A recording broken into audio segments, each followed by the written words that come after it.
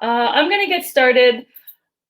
Before I begin, I'm actually going to share with you the PowerPoint presentation I'm going to be walking you through. And I'll get to that in a moment. But first, I'd like to introduce myself. My name is Sara Black, and I'm the manager of education programs for the Royal Canadian Geographical Society.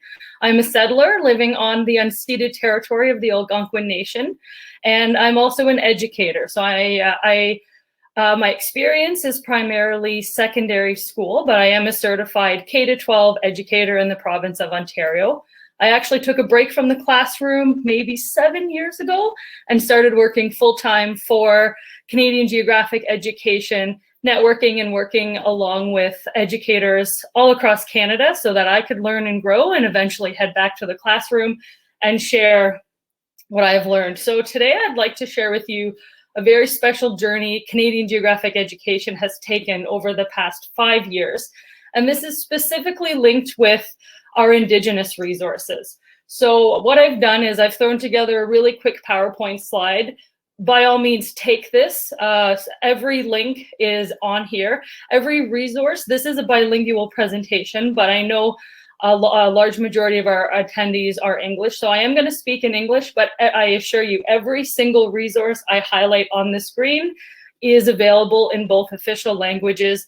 This includes maps, this includes full lesson plans, learning activities cards. So if you are a French teacher out there, you can email me, info@cangeoeducation.ca, and if you're having issues finding the French side of things, but I believe I've added all of the links to the PowerPoint presentation. So if you have questions, by all means, throw them in the chat or the Q&A, and I will get to them as we go. But what I'd like to do for the next hour is I actually want to have you learn and explore, if all tech goes well, in these resources.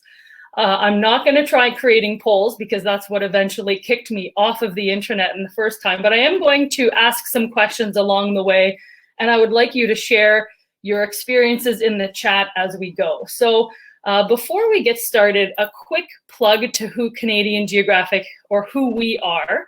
We actually are a membership of 25,000 plus members. Our sole purpose is to create engaging geographical resources for teachers, and 98% of all of our resources are available free of charge, and 100% of our resources, I'm going to say 99% of our resources, are available in both official languages. The resources I show you today, I'd like you to think of us as a teacher toolbox. So we will never ever assume that we can design a lesson plan or program for every single student and classroom in the country. I don't think that's possible. Every classroom is different. Every student learns different and has different strengths and weaknesses. So what I would like you to think of us as is a toolbox. So we provide the tools. We provide you with suggestions and lesson plans and etc. But at the end of the day, you are the experts and you know your students best. So take what we've designed and make it work in your classroom. And at the end of the day, we're also here to help. So I hope I inspire you to check out at least one of our resources today. We provide monthly newsletters. CanGeo Education actually has 500 plus resources on our website. I'm not going to go through all of them. We actually have a lot of Indigenous resources we've created over the years. I'll quickly go through the ones, our top ones. But take a look, and what we do is we send out monthly newsletters. So everything is free. You can sign up for free. We'll send you a monthly newsletters. In those newsletters, we highlight our favorite resources for the month, usually connected with maybe what's going on in the month. We let you know of free professional development opportunities, such as what we're doing today. You have also access to us. So I encourage you all to become members.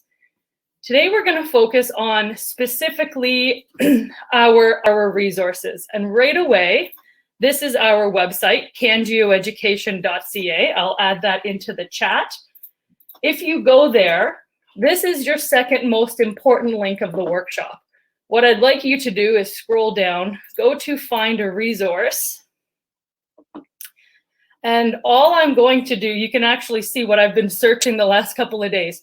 Just type in the word Indigenous in the resource. That's the only word you need to type in and press enter. And what you should see when you scroll down is third from the list, this here, CanGeo Education's Indigenous Resources. What we recently did when we launched this new website is we actually said, let's create a specific page that highlights everything rather than my beautiful PowerPoint presentation.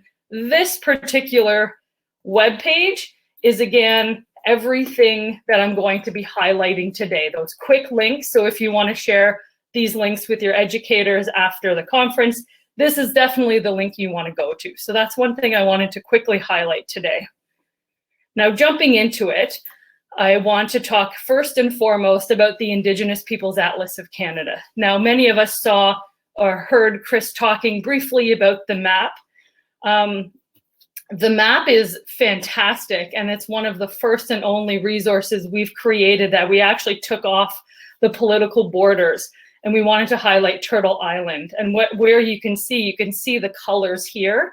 Those are actually highlighting the language families. And then when you dive onto the map, you can see where the Indigenous communities are. So I'm not sure if you're familiar with how the standard maps, political maps are made, but they're usually based on population size.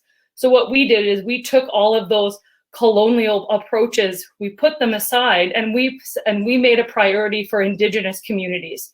And this is important. We were actually demoing this map in Gatineau in a school, and who had a really strong population of Indigenous students from northern Quebec who attended this school.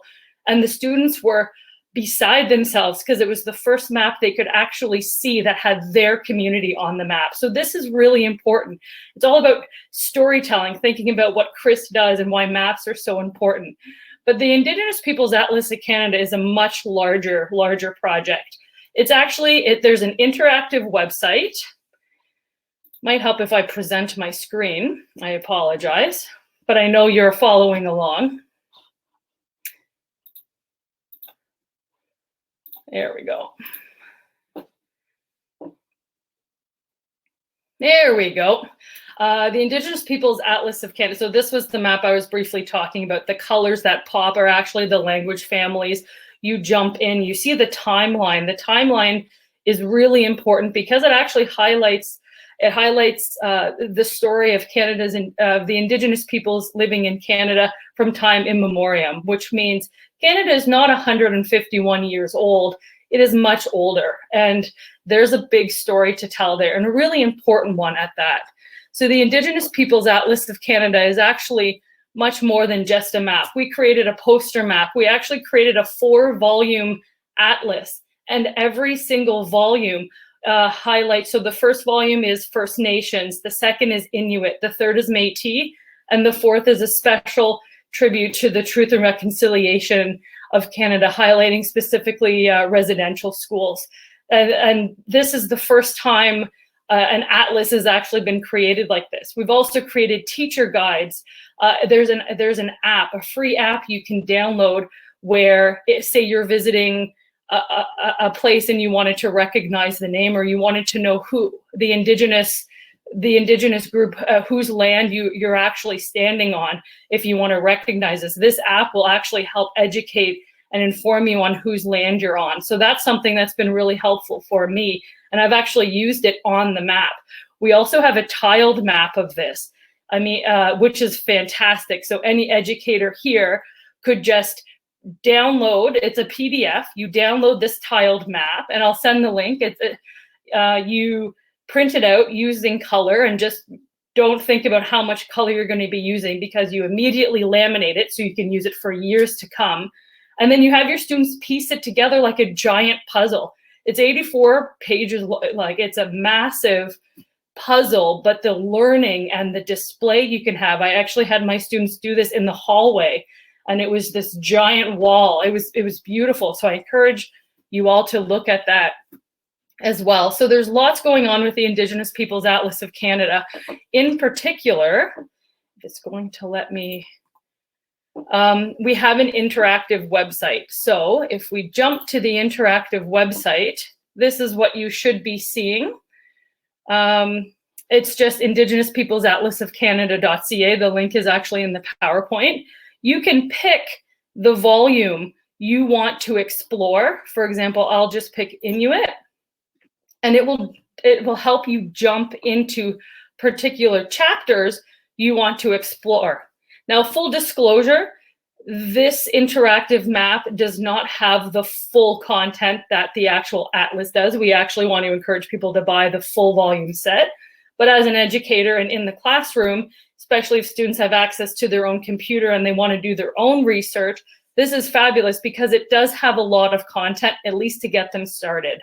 So here, just for the Inuit volume, I can learn about health and early history and family structures. So there's a lot of content just on this one website, and there's just so much more you could dive deeper on. So I definitely encourage you all to check out this website. I don't want to overwhelm you, but you can probably play on this website for quite a while. It's also, like I said, a really good website to throw to your students, for especially the older grades, and say, what do you want to learn? Another resource, which has become a lot more of a popular resource due to recent events, is the Paths to Reconciliation. So I'm just actually going to a quick story about the Paths to Reconciliation. So this is a resource created in partnership with the Orange Shirt Society. It's funded by the Government of Canada. And basically what we wanted to do is we wanted to highlight the history of Indian residential schools in Canada. There's a lot to this history, and there's a lot to kind of know and understand. And before I get started with that, I do want to, why aren't I sharing my screen? Can everybody see my screen? I'm not going to press present. Oh yeah, okay. I'm not going to press present only because I'm actually going to jump into this interactive screen. So you'll actually I'm just going to leave it in this mode for right now. But before I do want to ask a question about this. A big challenge I ran into as an educator was actually figuring out how to introduce the topic of residential schools to my students. So I'd like to ask the group, have you introduced residential schools to your students, and what type of experiences have you had when introducing it? I'll give, as people make a comment in the chat, yeah, exactly, Aaron. I felt really uncomfortable at first because I wasn't sure. I was a settler. I wasn't sure how to approach this. But what I learned is my students in particular, they wanted to learn about this. Even though it is a negative chapter, it's a dark chapter in our history, it's important for these students to learn about this. But also the biggest lesson I learned is learn with them. You can be honest with them and you can say, this is an uncomfortable topic, but let's learn about it together. So that's one thing that I've personally done with my students. And I'm seeing other participants to chime in now and share their experience. So I'm really glad to know that these conversations are happening in the classroom because they are important. They might not be the most comfortable topic to have, but students do want to learn about them. So Paths to Reconciliation is a great way you can introduce this. The links are right here if you want to jump in. I'm going to jump into the website. Again, this will take you right to a bilingual.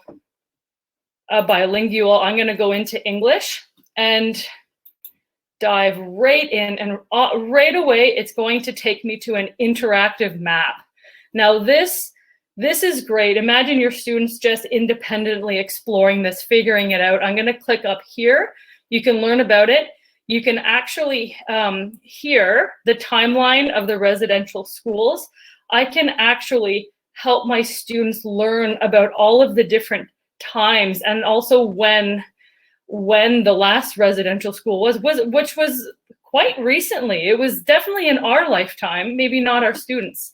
The legend itself is fantastic, and it also shows you that there are different types of residential schools. Many people just know there's residential schools, but there's actually the Métis, the post-Confederation, the hospital school. So you can actually go in and explore these with your students as well. We've also, as you jump in, so as you zoom in, I'm just going to pick a particular area. Let's pick Saskatchewan.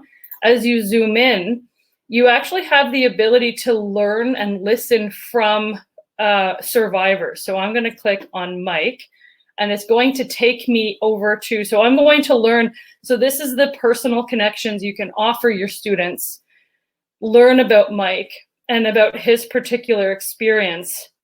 A couple of other ones will actually show you so it'll show you photos. So connecting with those historical photos, learning about what Mike does, and he's an artist now, so learning about that. So lots of ways that you can actually interact with actual survivors. The great thing I love about this resource is if you click here, education resources. This is a full introduction, and we've created a beast of a teacher's guide for educators to learn how to introduce residential schools, lesson plans, activities. If this is quite a big file, so it might not load for, oh, it is gonna load, yay, hotspotting. So it's 73 pages long. Again, skim through it, find what's going to work. In this teacher's guide, there are Blackline Masters activities, activity ideas. I'm gonna quickly go to one, all about helping your students learn this topic. One thing I do wanna highlight about all of our Indigenous resources is that every single Indigenous resource is written by an Indigenous educator. So Canadian Education, although I work for the office and I'm a settler descent, it's not my place to write these lesson plans. So I work with Indigenous educators to help them write about this. So we had someone write, I'll give you a quick sneak peek on one of the lesson plans that's going to load. So this one is particularly about Clara. So if I go to the beginning of the lesson plan, you should see this is an early years lesson plan. This focuses on her experience with the loss of language and culture. So we try to do our best to provide teachers with as much information as possible. So you have an introduction. You will see here we have our focus questions. We've divided it up into a lesson plan, our recommended learning goals. Again, you don't have to follow these word for word. These are just our suggestions.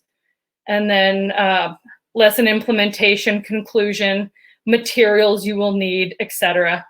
And then at the end, you will see additional resources. So all of this is just for one lesson plan. So lots of really, really meaty lesson plans for you to go through, but they're there. They're there for you to use as you see fit. So I just wanted to highlight that resource. So I'm going to jump away from Paths to Reconciliation, but I highly recommend this, especially leading up to the end of September. A lot of educators have been coming to me saying, what do you have about residential schools? And for me, I think an interactive map to just highlight the breadth and like the reach of them and also what they are, but also connected to the individual experiences. This is a really great start. It doesn't have to be the only path you take. So take a look and let me know if you have any other questions. Our Google Earth Voyager story. So we actually had a presenter speaking today about around the world in 60 minutes, I think. Google Earth is a fabulous, fabulous resource. I love it. I'm also addicted to it because I'm like, I want to travel. I'm going to go to the Arctic. Jump into Google Earth and voila.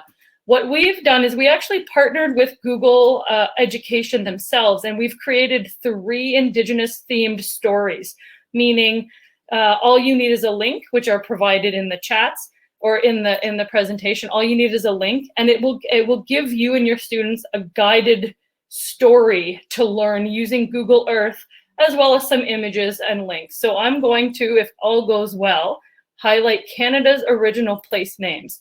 We have one on Indigenous cultural history, a really good one on Canada's residential schools and Canada's original place names.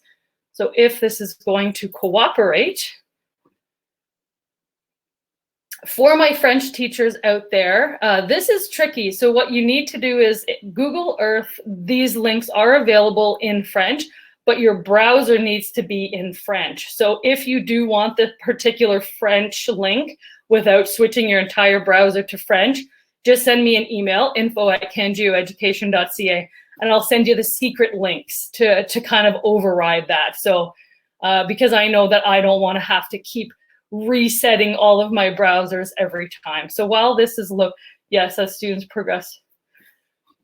So I really like your comments in the chat, and I'd like you as educators to continue to share your experience with bringing in Indigenous content and resources, because I know a lot of educators out there are looking for ways to bring more of these topics and amalgamate them into their everyday discussions and curriculum. So this is an example. This is fun, to be honest. Right away, we talk about names and we talk about the toponymy of Canada. So what is Mount Logan the actual name? Because I'm most certain that Indigenous people refer to it as something else. So this is a story dedicated to the names that existed before settlers came. And I'll just quickly go through. So this is how we learn about the names that existed before. So Iqaluit, what does that mean? And then you'll see here, it gives you full information. It also provides you with different photos that you can explore with your students. That's kind of like an elevated PowerPoint, if you will, or a PowerPoint that's offered differently. What's really great about this is already designed, but Google just released last year the ability for you to create these stories yourself, which would be saved automatically to your Google Drive. So if you wanted your students to focus on place names or highlighting something specifically in your own community, you can create a story exactly like this for yourself, and it would be private, just as if your students would be creating an interactive document through your Google Classroom. So that's a new feature. So much to cover. There's so much to cover. So again, I don't want to play around, but you can kind of see how Google Earth works and how you can kind of use a theme like Canada's original place names to put it into this type of platform. So I'm going to, Google Earth definitely takes up a lot of my computer speed, so I'm going to close that and continue going. Another exciting resource we have is called relocation. So Canada has a very deep history as a history and geography teacher. When we think back to early days and when we're teaching about history, when we think back to the foundations of Canada and what we learn in its history, it's all about the movement of people. So this is exactly what this program is all about.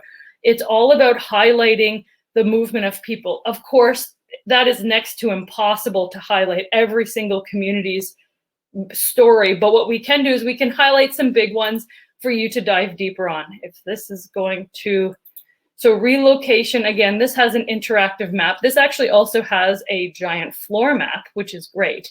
Again, English and French, you can choose whichever language of your choice.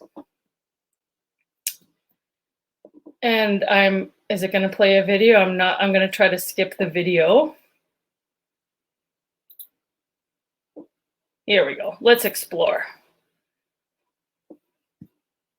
So what we did is we tried to categorize, which is very difficult to do, the types of movement of people through Canada's history. So there's parks versus people. I learned this while doing this. I'm not sure if you're familiar with it, but the creation of Canada's national park system actually has a history of moving people around to protect the land within its borders. So there's a history with our national parks connected with that. So we actually have one about parks versus people, war stories. For any of my grade 10 history teachers out there, we know we talk about the internment camps that happen. So we do highlight these stories. We talk about the industrial evolution, just the movement of people as our cities begin to grow. There's a huge history there. We talk about urban transformation, policies of movement. Newfoundland has a really interesting story. I'm not sure if there's any teachers tuning in today from Newfoundland, but there's a whole history about relocating communities. And now there's actually a lot of abandoned communities there because they're all moving and because things have changed in the economy and things have evolved. So they're really interesting stories. And we have included some Indigenous, we have included some Indigenous stories.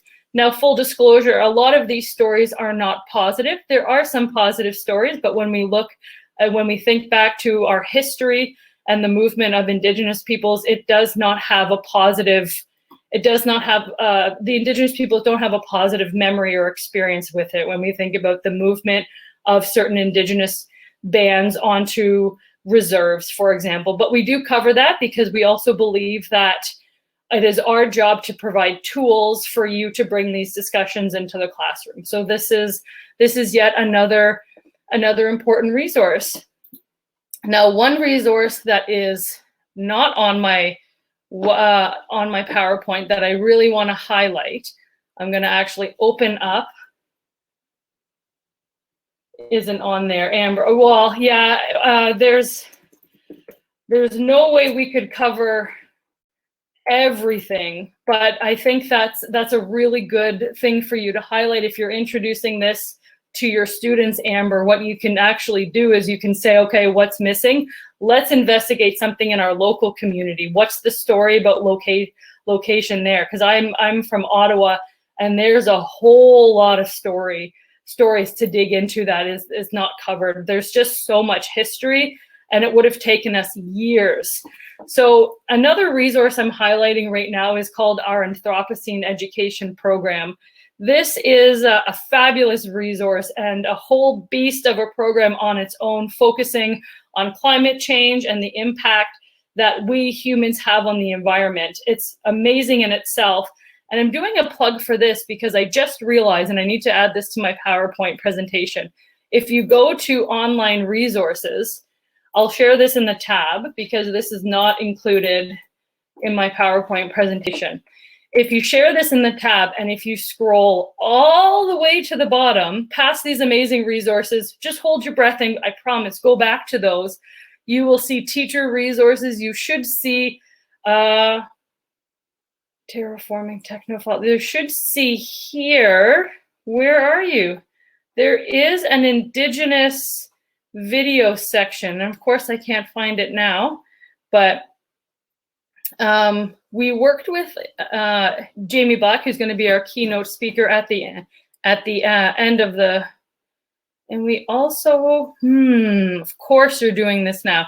I will find it and I will make sure it is included in this PowerPoint presentation afterwards, but there are some fabulous resources on that website when I find the appropriate link highlighting how we are actually working with Indigenous communities across Canada to address these issues focused on the Anthropocene. So hold on to that link. I will make sure it is added to this PowerPoint presentation by this weekend, I promise. And the last thing I want to highlight is we're continuing to develop. So we understand that there's a lot of resources about a lot of Indigenous content teachers are looking for, and we're slowly working. Justine, you're amazing. So Justine, my lovely colleague, has just shared it in the chat. She knew exactly what I was talking about. Perfect. So a lot of, so we are working on developing more and more resources as we go. Everything for us, because we are a non-for-profit, everything is dependent on funding. So we're looking to find those proper partners to create these important resources to make them free for teachers. One we're working on right now, this is a beautiful graphic designed by an artist out on the West Coast. And it focuses on how water is life. And so Jamie Black, again, she's going to be our keynote speaker at the end of the conference. We've actually been working with her behind the scenes to create a learning resource guide focusing on water and life, but more specifically on women's connection to water and connection to the land. So this is something that will be released later this fall, which we're really excited about as well. And with that, the last thing I'd like to highlight, again, going back to these CanGeo Education Indigenous resources, we have a lot out there. So the tiled map I was referring to, all of the links are on this website here. I'll just quickly share that link again with you. So if you scroll down, you can actually order a book right from our website.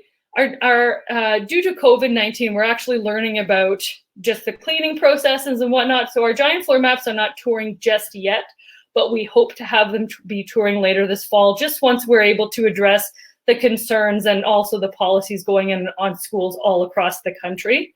We've created a teacher's guide for the individual atlas as well. The tiled map, to be honest, the tiled map is my favorite. I love it because it's interactive. It's hands-on.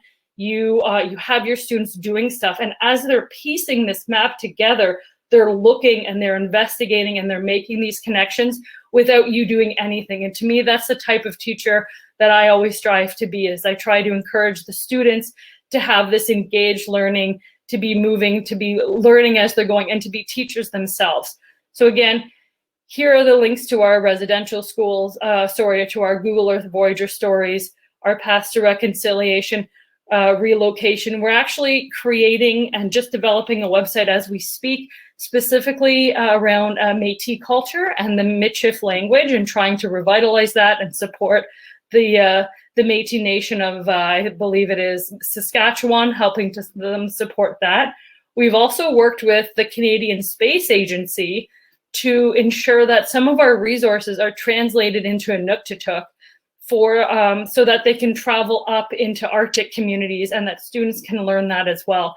And then in addition to that, we've actually worked with teachers up in there to write these lesson plans for their audience up in the north. So trying to really be as inclusive with our educators and with our Indigenous educators and audience as possible, as well as additional resources here.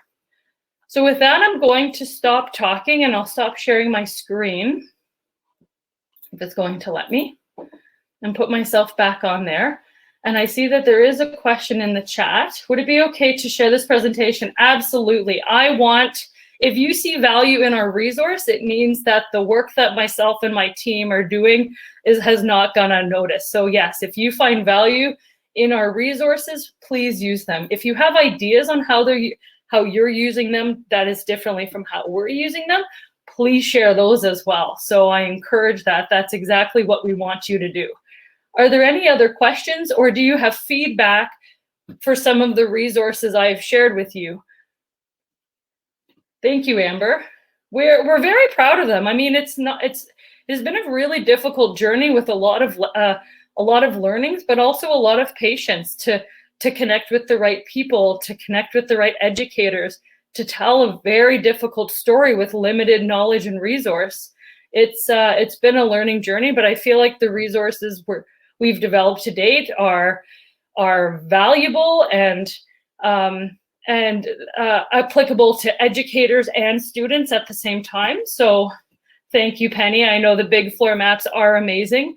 I would love to get one into every single school. And another question I have for you is there a resource you feel that is missing, something that we could possibly do as well?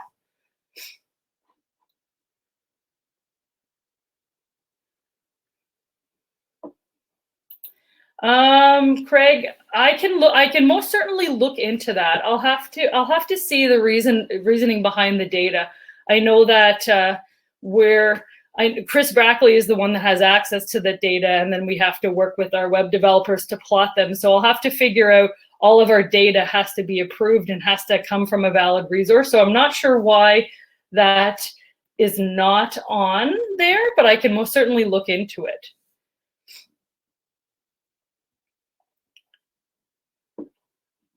And to be honest, that's a really important lesson I've learned along with Chris Brackley. That gentleman had a very difficult task of, it took him almost 3 years to access the data, because he actually had to create a lot of the data to create the giant floor maps. So there's just sometimes we can only create maps based on the data that's available. And when it comes to Indigenous history and Indigenous content, the sad reality is we don't have access to a lot of those data sets.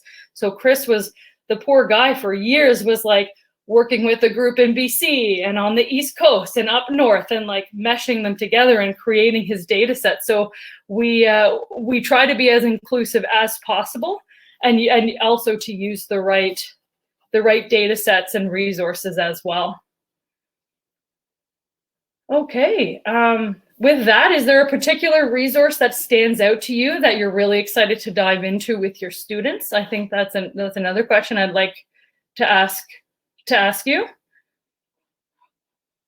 I mean, I think everybody on the relocation one, thanks, Gray. The relocation one is great because it highlights a lot of things. Like it really goes in depth with the residential schools, and I like how it provides the personal connection to the survivor stories as well. I mean, my personal favorite resource, I think everybody knows, are the interactive maps.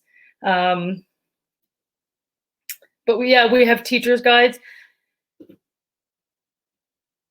Okay, well, with that, I'm going to stick around, and I'll let you guys pop into other sessions if you see fit.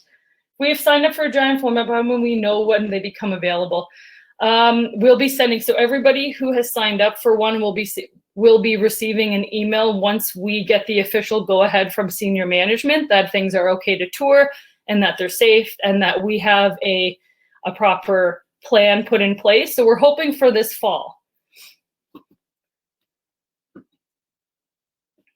Hello, Jennifer. I know Jennifer. That's why I'm very excited to see her. The original place names. Absolutely. I love that story, and I love connecting them. There's actually a ton of resources out there. If you actually Google original place names in Canada, there is a fabulous Esri story map out there that they actually worked with the Geographic Name Board of Canada. I don't know the proper term, but if you just Google it, you should be able to find it. And it has them all across Canada focusing on the original place names. I mean, we only highlight 10 because it's the story feature, but there's full maps out there that are fabulous resources that you can really help your students learn about the geography. And when you dive in deeper, for example, place of many fish, well, there's a reason why it was named that way. So when you look into the original place names, you actually learn about the geography of that land. And I love that lesson that the students learn, rather than, I'm going to Ottawa. Well, what does Ottawa mean? Those meanings behind it. So that's a really good, I really like that resource as well. Any other questions from our audience?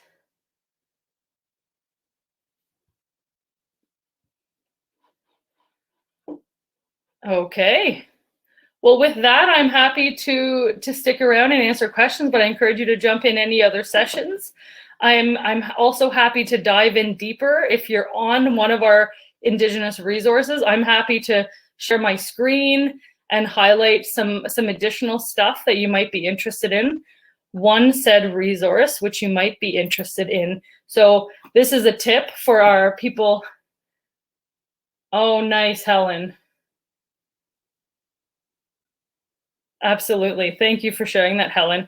So even though our Indigenous Peoples Atlas of Canada giant floor map isn't touring, if you click on this resource, now I'm going to share my screen quickly.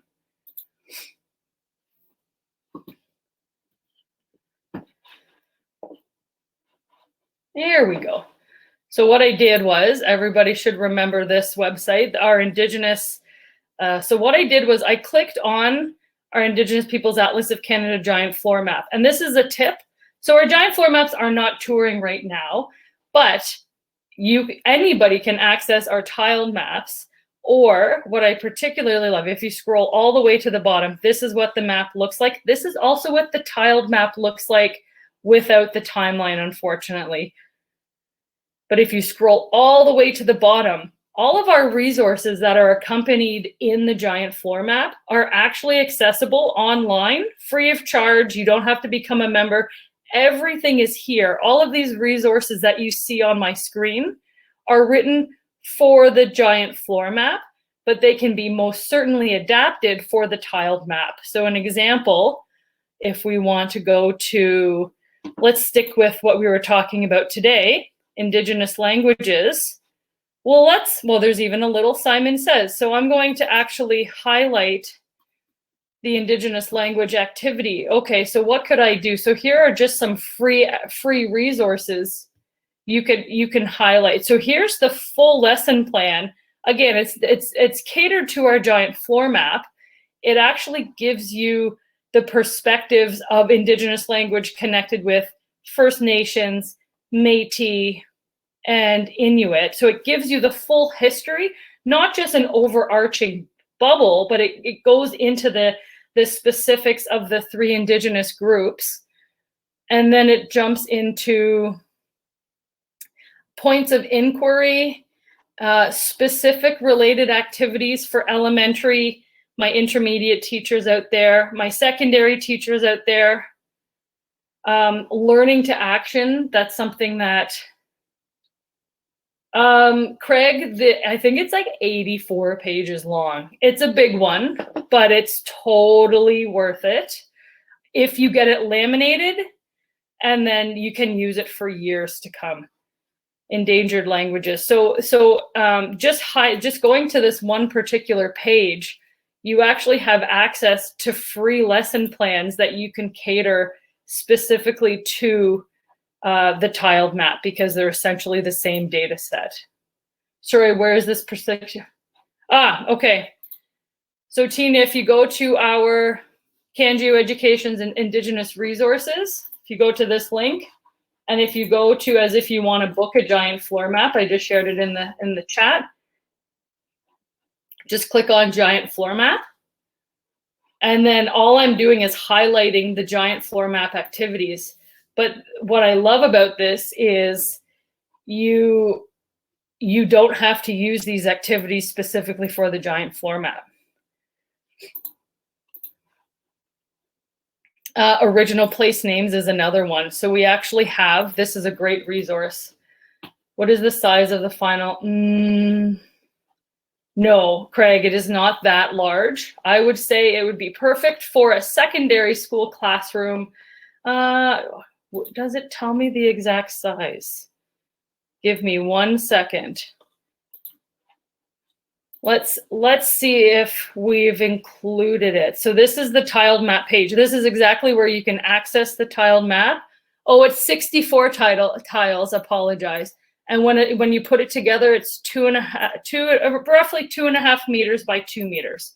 So it's significantly smaller, but I love this one because for my secondary school teachers tuning in today, you're not always going to get access to the gymnasium. It's going to be a hard fight. So it's actually easier for you to piece together this. What you can also do is you can print off more than one copy. Like if you don't think about the budget and the cost, because if you can preserve them for years to come and use them for the next decade, and share them with your colleagues, it'll be a well-used resource. But I like the idea of like piecing it together either in small groups or as a full class on the wall at the beginning of the school year. I'm a big knitter, so once my students will piece together the full map on the wall, we just use sticky tack, we put it on the wall, then we'll actually use yarn, or you can use whiteboard markers because it rubs off, and you can actually highlight things to get that interactive piece. So yeah, you can just download the tiled map right there. It will take a bit for the file to load because it is a massive load, and then click here for more Indigenous resources. It's going to take you right back to this page. Yes, Penny. To be honest, I decided to just out of pocket. I took that same map of Canada and I just went to Staples and got like the thicker the thicker lamination, and it seemed to work. It worked. I had to pay for it, but I mean, the price I paid to have that interactive activity that I've been using for now probably 6 years has been no regrets, I would say. So yeah, lots and lots of resources that you can use. I think the hardest thing that most of us are learning today is that there's so many resources out there, and how do we use them? So that's a question that I'm trying to answer myself. And I would say based on my experience, just take it slow and learn along with your students. So if you find a topic that your students are particularly interested in, go with it, learn with them, and make sure that they're using valuable resources. So again, Canadian Geographic, we pride ourselves in making sure that taking one side of things. We're displaying the information. This is access based on real data that either we've created or we have had access to. This is the information. Now, what can you do with it as educators? Again, thinking back to that, we're the toolbox type thing. All right. Any other questions? I'm happy to talk all afternoon. If you have questions, I can walk you through resources.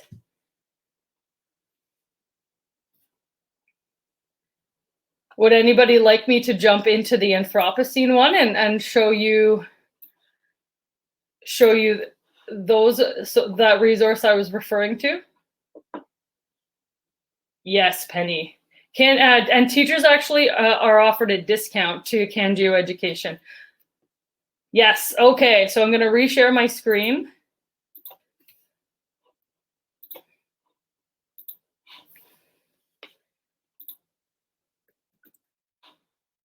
So this is the link that I am at. This is our Anthropocene Education Program video. So you'll see right away, there's some really good videos here talking about some really important environmental issues. I'm going to ask that we scroll past that, and I'd like us to focus on the Indigenous communities and projects. And this is fabulous. So I'm just going to talk about this one in particular. And I'll just give you a taste of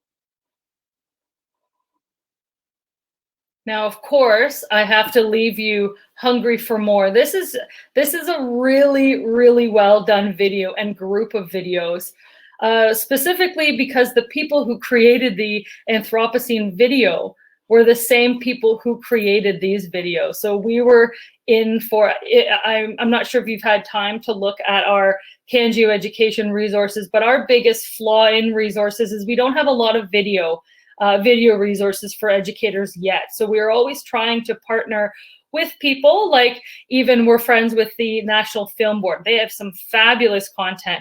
We partnered with the people at the Anthropocene program just to highlight these important stories in a different way for students. So these resources are completely free of charge for you to access.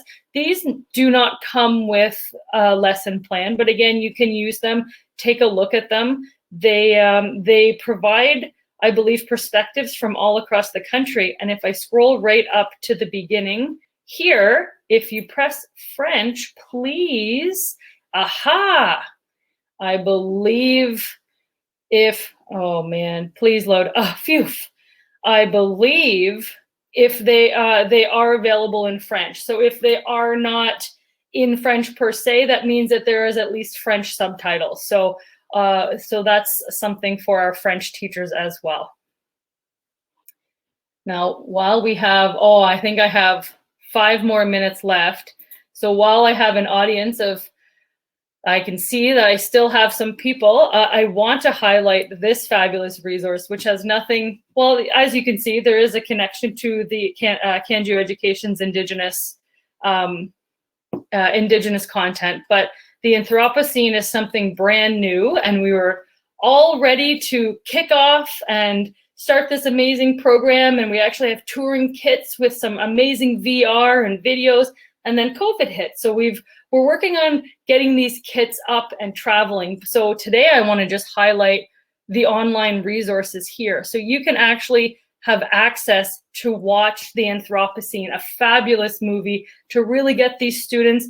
This is particularly for my older subject area. I would say if you're going to go any lower than grade 6, you might have to tweak it a bit, but there is a lot of really dense topics that can be difficult to bring into the younger audience. For the older audience, this is fabulous and such an interactive way. So you can watch the full documentary here, free of charge. Another Google Earth story we created, just highlighting some things. But my favorite thing are these things called the online interactive gigapixel. So do we have any BC teachers here? I feel like I saw in the comments there were, yes, okay, Craig is from BC. So if you go to this, oh, perfect, oh, lots, awesome. So if you go to this online gigapixel, this is from Cathedral Grove in Vancouver Island, which is the most beautiful island, one of the most beautiful islands I've ever been to. So this is an awesome interactive site you can really get your students engaged with. Up at the top, I don't know if you can see this, you can see this little writing. This says triggers. These people have funded this. So what you do is, this is an interactive, Edward Burtynsky is a famous artist, and he's known for creating these gigapixels, which are these massive, massive images. So this is one of Edward Burtynsky's photos. We took it and we worked with these people to create visual triggers so we can continue to learn. So we're actually going to explore virtually a forest and try to locate the triggers and then learn more. Now, I think I'm not very good. If Justine is there, she might know where they are. But what you have to do is you have to try, where's my hint? Okay, here we go. Phew, okay. I'm a cheater, but I also have an audience in front of me.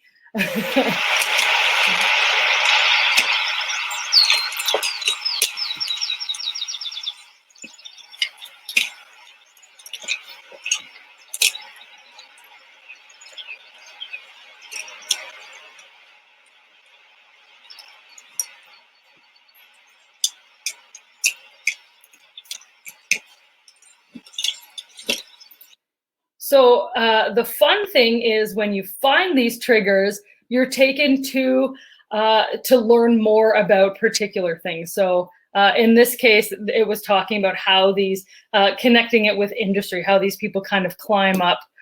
Do I want to find another one? I particularly like the, how do I get out of here? Is it going to close? Oh, it's okay. So this is one thing you might, so this is, we're learning as we go.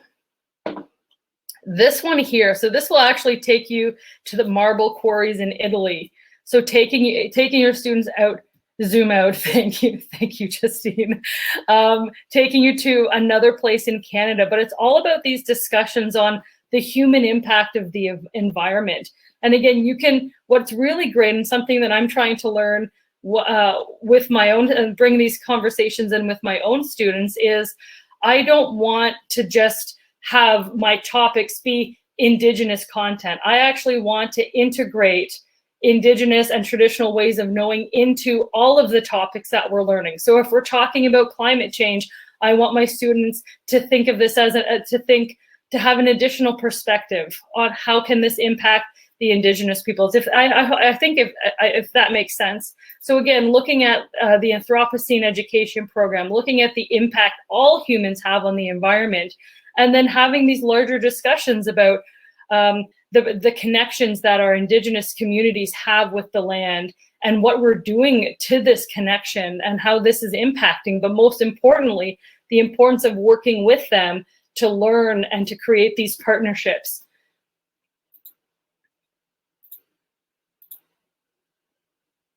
Okay, I hope Has everybody found a resource they are going to use in the upcoming school year?